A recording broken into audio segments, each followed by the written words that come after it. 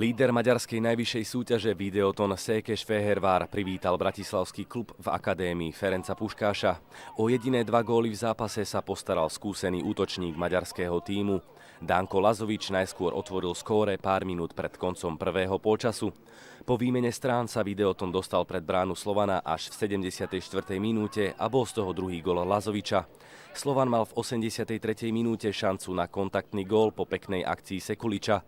Loptu sa mu však za bránkovú čiaru nepodarilo dostať a napriek veľkej snahe Slovan napokon prehral 0-2. Ten výsledok nás určite neteší. Dostali sme 2 góly, nedali sme ani jeden, takže tak sme si to nepredstavovali, ale dúfam, že sa z toho niečo poučíme a že ten prvý zápas v lige bude lepší. Náročný super.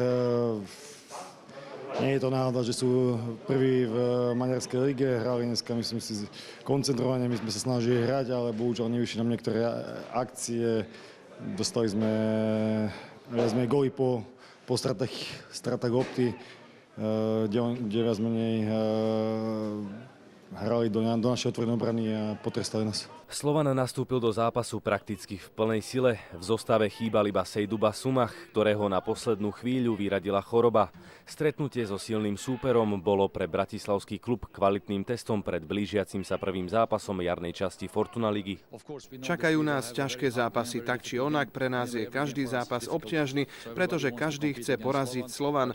Ale my takisto chceme uspieť v každom zápase. V príprave sme podnikli všetko, čo sme plánovali. Ostáva nám ešte jeden týždeň a ja dúfam, že začneme dobre.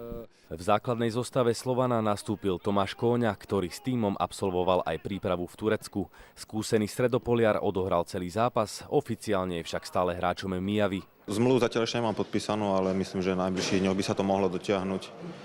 Takže by som mal byť hráčom Slovana. V prvom kole jarnej časti Fortuna ligy sa Slovan stretne vonku s Prešovom. Ten odohrá na základe rekonštrukcie Prešovského štadiónu jarnú časť v Poprade.